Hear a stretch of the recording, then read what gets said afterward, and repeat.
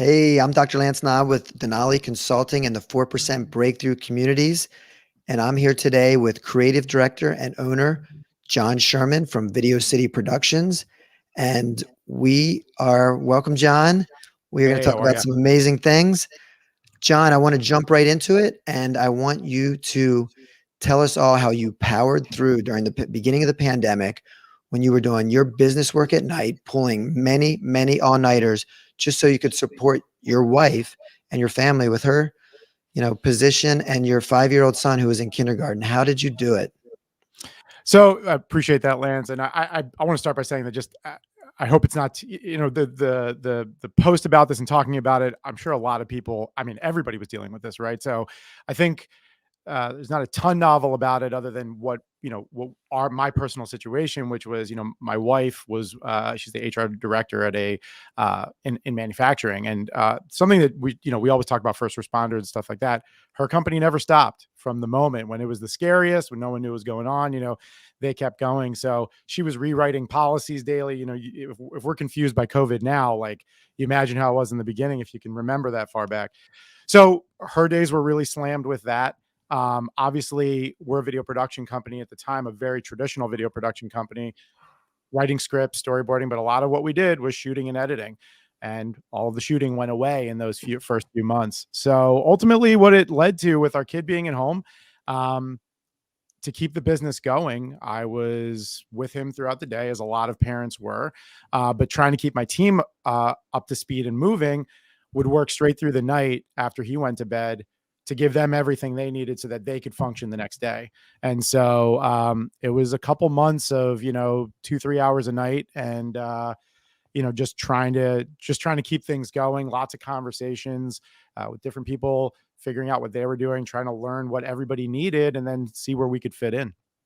Well, John, you're way too humble. I mean, I know that you pulled complete all-nighters, several in 2020. And, to me, even for entrepreneurs, that is a total, that's rare and just totally demonstrates your grit and, your ability to make it happen. So, Appreciate that. kind of, yeah, how do you do it? What compelled you to make it happen like that? I think that I guess it's we talked about this offline, Lance, right? And the idea that there's this kind of balancing act of, like, for successful businesses and entrepreneurs, that luck ingredient mixed with preparedness, mixed with grit, right? And so um, I think that, look, I don't want to understate the fact that, we have a lot of friends in the photography business that, we're in video, and video is super relevant right now. Right. So a lot of the successes that we saw, I think we're being in the right place, right time, and in the right industry to a certain extent. I think that the shift of understanding how we were going to be able to function where we can't come on set with a camera and shoot the way we did for a good portion of time. That was, there's a passion for what I do. There's thinking about the fact that we have staff members and what are they going to do if the business doesn't succeed, right? There's my family and taking care of our family. And I think a lot of it also comes back to my parents. They're both immigrants from Russia that came over in the late 70s. And, I'm 39 right now. So something that I think about a lot when you start to think about excuses, or like, oh, this is hard or whatever, my dad came over here in his early 30s. So, for me, that would be 9 years ago, starting my life over in a new country. My mom, just a little younger than him, but again, same thing, right? To come over and hit the reset button on your life at 30. For me, it's kind of like, I don't have an excuse. Like, I don't have an accent. I didn't have to learn a new language. So I think part of that is also a motivating factor, that just seeing what they accomplished and knowing that, you just have to figure it out. Yeah, I definitely want to talk more about your family. And, my grandfather came over from, Italy when he was 17. And I know, he was illiterate, and really the challenges that, first and second generations face. Let's talk about that for a minute. I know he was an entrepreneur, your father. So, tell us that story and, what some of the biggest lessons you learned and how that, translated into where you are now. Yeah. Both of my parents are entrepreneurs. My mom studied law in Russia, got a degree here, and then started a firm here. My dad's interesting because he was a professional violinist which is a transferable trade. But he always used to joke that there's not a lot of money in music. And so he actually started a video rental store back in 82, saw that there was an opportunity for those old folks that remember when Beta and VHS, where you had to figure out who was going to win, So he started a store then. And I just think that there's a lot you learn from just visually seeing that, right? You see a person who comes over, learns a new language, doesn't have, starts a new career, right? Tangential to the music that he was doing. He wanted to quit being a violinist for a long time, and my mom wouldn't let him. He was actually in the Pennsylvania Ballet Orchestra. So he wasn't just like, this wasn't like evening gigs, right? He was playing in a professional sense. And I think that, again, it comes back to, you watch that and the determination of what it takes to do that, the taking the phone calls when you're on vacation and at night and all those different things. And, it's a way to sort of learn grit, right? And is by seeing it and experiencing it. Yeah. Very cool. Well, along these lines of grit and resilience and, starting new and pioneering, and during the pandemic, right, when you and I really started to get to know each other, tell us about how, your business was declining, 50% plus in revenue, and what adjustments you made, how you figured that out, and how you ended up powering through 2020. Yeah. So, I kind of hinted at it earlier in this conversation, right? That, most of what we did, half of it was filming and then half of it was editing the stuff we just filmed. Right. And so when you're quarantining, it's really hard to film stuff. So I think that, again, we're on a live stream right now, right? So you're seeing this, just burgeoning industry of everybody's doing live streams and everyone's creating content. And so we're content creators that really did benefit us. And I don't want to understate that from the perspective of just being in the right place, right time. But I think that some of the things that we did that were a little different and continue to do that are different, is, on a couple different fronts. So one of the things at the very beginning of the pandemic, and I remember this, I called my website, I'd just gotten off the phone with my accountant. We're like, what the heck, what's going to happen? And I called my website guy. I'm like, we got to pull back all marketing. Like, we're done. We need to hold up. And then a few hours later, I called him back and I had this epiphany. I'm like, I need you to create 3 more pages on my website. We're going to start marketing remote directing and remote production. And I started getting in anywhere I could to speak about it. But we started creating content to advise and educate people, right? So for years, we'd been the shoemaker with no shoes. We're creating content for others. We don't have time to do it for ourselves. Now we did. So in those times where I wasn't sleeping and through the nights, I started making videos. And my first one was, your Zoom calls look terrible, and here's how to fix it. And the next one was just, how to use your iPhone to take a photo. And little things like that were really targeted to my target audience. People like you, Lance, people that are, in other industries, but need to create content and need to think of innovative ways to do it. And our YouTube channel didn't blow up. We only made like 8 of these, but existing pipelines that we'd had, emails that people in our email database, we started seeing a 3x conversion on every email, right? So 3 times the people were responding to our emails, right?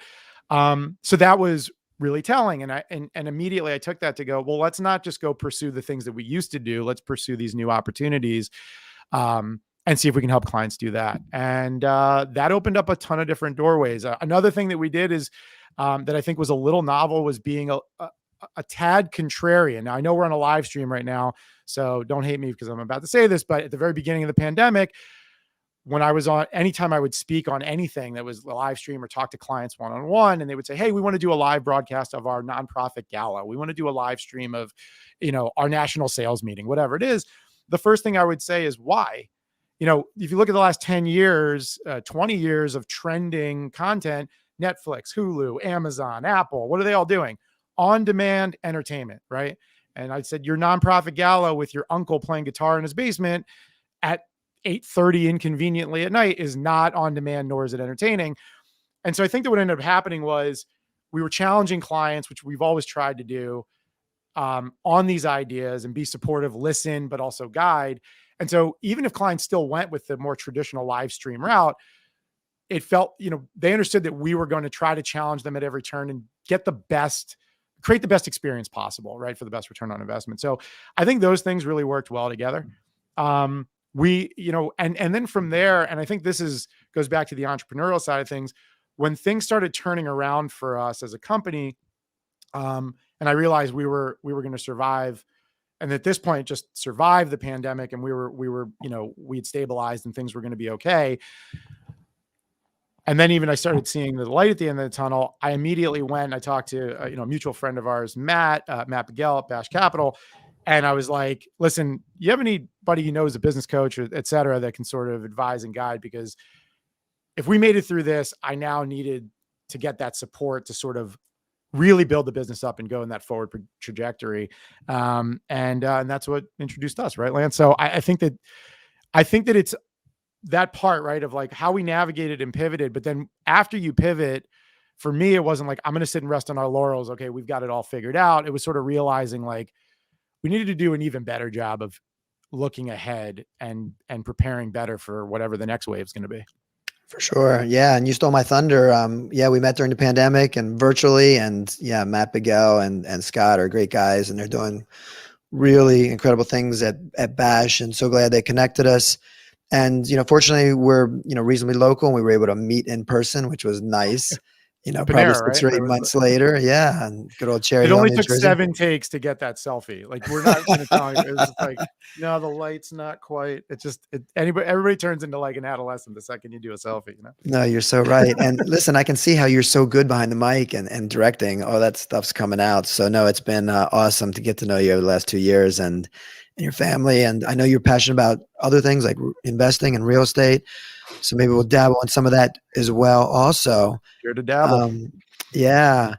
So let's kind of, let's keep moving and talk a little bit more about, the last couple years and just all your progress.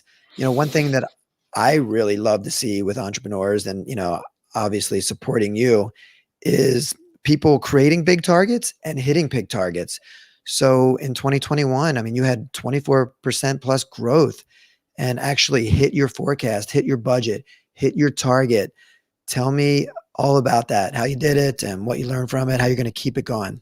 Yeah. So again, a lot of that comes to the infrastructure we had established with existing clients, and then pathways to new ones, and the new, sort of emerging aspects of things we were doing, right? So our consulting practice that we'd actually started before the pandemic, we've been working with a good friend and very successful YouTuber, Roman Sharf. Go check him out. He broke 100,000 subscribers this year completely organically with his show. And we'd been working with him pre-pandemic, and obviously it's exploded since. The camera setups, like you probably knows, this is my home setup. You see the camera that I'm using. We've been, and our Matt and Scott, right, just set them up with these types of cameras. Great for business development, great for ongoing content creation. So we did all these market avenues. I think, for everyone listening today and sort of thinking about entrepreneurial infrastructure investment and things that you might do, I think that and I think I lost you, Lance, but I'm going to keep it rolling because I see that live thing. So I think that one of the things that we did, and with you, was helping to really just, I would take it from a coaching perspective and like, almost like going to the gym, right? We started every month really analyzing the numbers and really thinking about what they meant and how to move forward.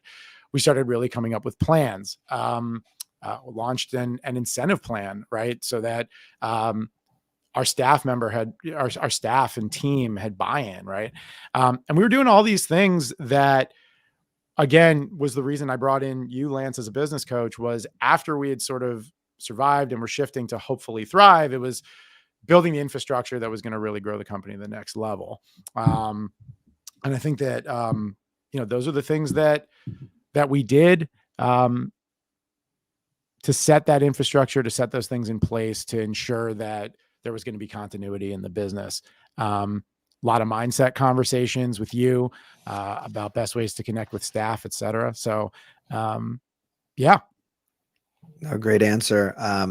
Yeah, so many things that you've put into place, in the couple years that I've known you, and we've been talking and working together. What are some of the challenges you face with putting some of these fundamentals in place, like an org board and processes, your HR manual, incentive plans? What's been some of the biggest challenges, maybe unforeseen challenges that you can share with everybody out there? So I think, you said org board just now, right? So organizational board, we looked at the structure of the company. And I think one of the things you advised that, first of all, it's understanding your culture, both like internally, the things you value, and then what exists in your company, and understanding that and balancing it. But then I found what was also a struggle is like, at the one hand, it's all about people, right? In terms of your day to day and the people you work with and what makes, I think a culture great. But on the other hand, it's, the other philosophy is like, it's all about systems, right? So I found and I still find what's really difficult is to separate the two and go, okay, I'm building a system right now and I'm thinking about what this role and responsibility is going to be and all of the things that they're going to try to accomplish on a day to day. But then there's this human being over here that I work with every day and I like, and I know their skill sets and the things they're growing and developing still and what they're figuring out. And it's like, finding times to separate the two and then plugging them back in to figure out where you are and where you need to get to. I think that's probably the biggest struggle. And as you know, that I've had on the organizational board side and like structuring your business, right? We're both big from the E-Myth philosophy, right? That entrepreneurial myth. If you haven't read it, I highly recommend it. I don't get any kickbacks. I don't think on that. But it's really, that's something that's been a fundamental philosophy of like thinking about systems, but balancing that with thinking about people, and real people and what they do. We're going to reach out to Michael Gerber and make sure that you're getting your referral fee for sure. I'm checking my accounts right now. Nothing's in yet. And you're absolutely right. Like, look at Marcus Lemonis, right? People, process, product. And it is such a balance. I mean, I think your people are the most important. However, in Michael Gerber's words, you want to be a process driven company. You don't want to be people dependent, even though your people and your culture is probably most valuable and extremely valuable. But yeah, balancing that out is definitely a challenge. So, we worked through that with Video City Productions, and you're succeeding, right? I mean, with your, first year of your incentive plan, you hit these targets and you had this incentive plan where, frankly, the people involved in the plan, did well and hit their incentives. So it was a win-win-win for sure. Yeah, absolutely. I think that, I think that that's what you want, right? And if, our biggest fear with launching anything like this is not hitting goals, right? Because now 1,000%. there's extra accountability, let's say, or there's an extra pain point off of that. It's bad enough to not hit your business goals for yourself, right? Now you're talking about other folks as well. But yeah, it's designed again to have buy-in, a stake, a piece of the puzzle, and care about the growth of the business, right? And if you're, I think a thing that, as an entrepreneur, anyone who is an entrepreneur, right? You again, it's a balancing act, right? Of like that grit, that determination to build something, and then you turn around and when you have a team and a staff that you're working with, a lot of people there's that. I'm struggling with it, but there's that sort of like inherent battle, right? Between, labor and employment, right? Like whatever. Right. And a lot of people are like, well, I did all this. I built this. I deserve X, or I deserve, but if you're not willing to have other people be a part of that business and have them grow with you, then it's not going to be sustainable. And this thing you're trying to create is really just you. And I think that that's something that, every entrepreneur has to like constantly remember, unless you're, a solopreneur, and that's okay, but I think that's something that, I always sort of felt that way. I always wanted that. I think for me, the biggest struggle was knowing how to execute it in a way that wouldn't hurt the business, would still make sense for the staff, and actually, pay back a proceed for the work that they did. And so finding that, again, that balance is difficult. So, I guess I don't know why I'm pivoting into advice. No one asked me, but I'm just going to say it is, have good advisors, right? Lance, we've worked really well together. But I think about this a lot. There's like a whole team of people that aren't internal full-time staff at VC, but that work with me to help do these things. Ainsley Maloney, right? I was thinking the same thing. Definitely. She deserves a shout out. John's bookkeeper is a rock star. And, I don't even like the word bookkeeper at all. And it's certainly in her case, it doesn't, live up to, it doesn't sort of give her the full, the full breadth of what she brings to the table. But, that's a key person that when I have to make a decision, right? When you're first starting a business, you're just making these a lot of times off gut instinct, right? Until you really have numbers and analytics that you can work off of. Um, that's a key player.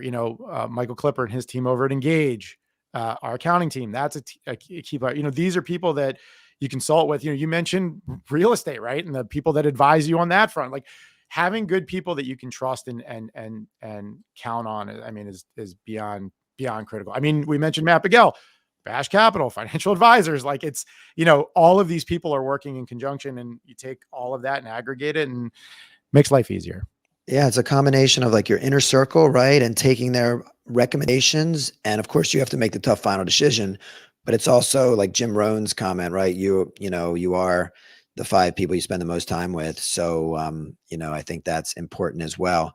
So, John, maybe take a minute or two and just tell us about the most exciting thing you have coming up here in 2022 in the future in your world, in your Ooh, industry. the most exciting thing. That's an interesting question. It's all exciting, Lance. I'm not going to say one thing's more exciting than anything else. I think that I think it's going to be interesting. One of the conversations I keep having, it's going to be interesting to see the live stream, the digital content, aftermath, I think, of COVID. Right now I'm fielding calls right now that are like, will you come in person to film? Does your team even come in person? It's like, of course we do. Right. We follow COVID guidelines and based, we find different organizations have different rules, and we make sure that we're accommodating and all of those different things. But we're seeing, associations, for example, that we're doing a live stream every week that are trying to go back to in person. A lot of those are turning into, I'm starting to see on the horizon, hey, will you fly out to our trade show and film it? That it's like hard for me to imagine doing that again after 2 years of a hiatus for the most part.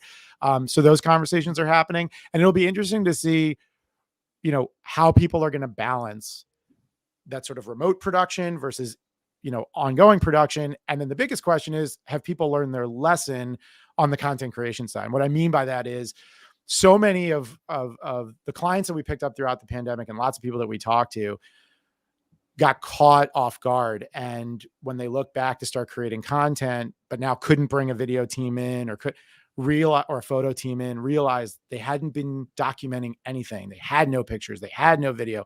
They were completely starting from scratch in a marketing campaign. And so I think for me, the most interesting thing that continues to evolve is, what are the new approaches going to be? And then also, are people going to, go back to the old way where we threw, a networking party, but didn't capture any content from it, right? To facilitate and market the next one.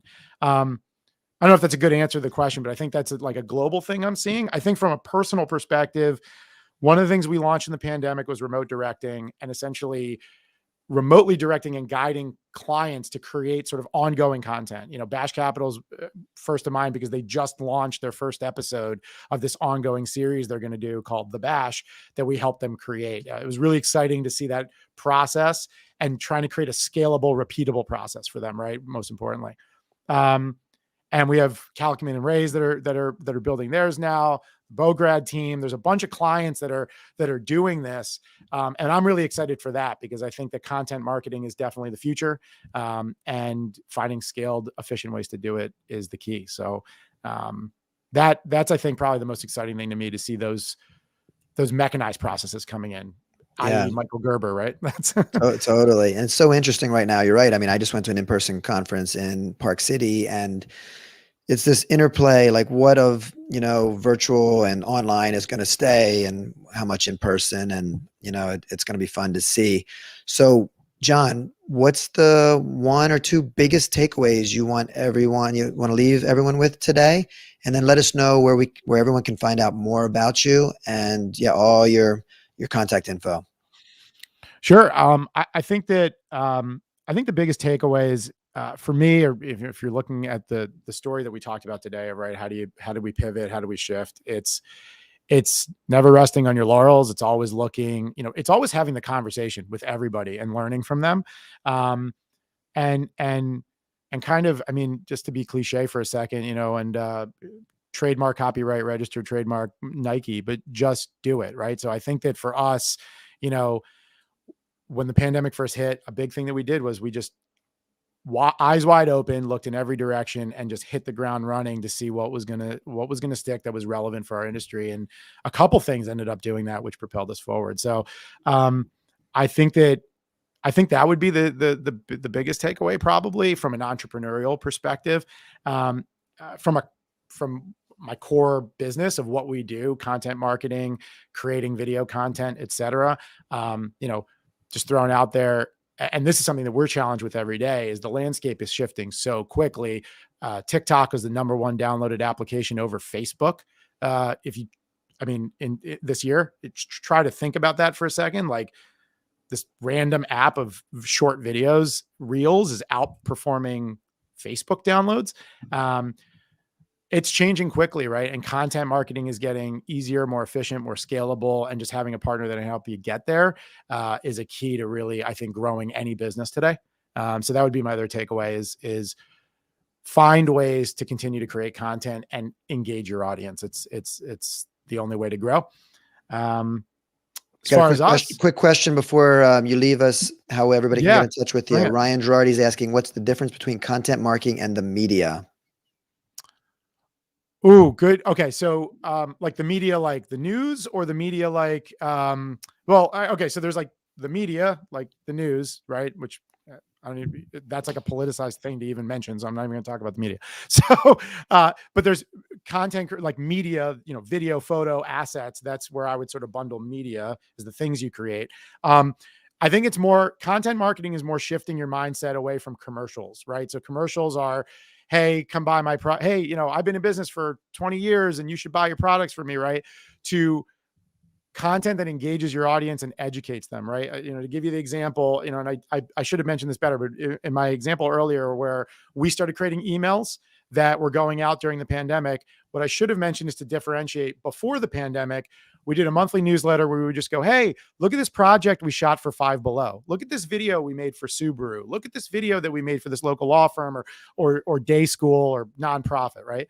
When we stopped sending that and we sent content that was, hey, here's an educational bit for you, or here's something that will help you grow your business, that's when our email list, that existing same client base, increased their conversion or click-through rate 3x, right? So to me, when I'm saying content marketing, I'm really just speaking to the fact that instead of making videos that just go, hey, here's what, I'm Lance Knob and here's what I do, here's what I am, is going, hey, Ryan, first identifying you as my target audience, what you need, and creating content that you care about, that you want to continue to engage with. So that's what I mean by content marketing.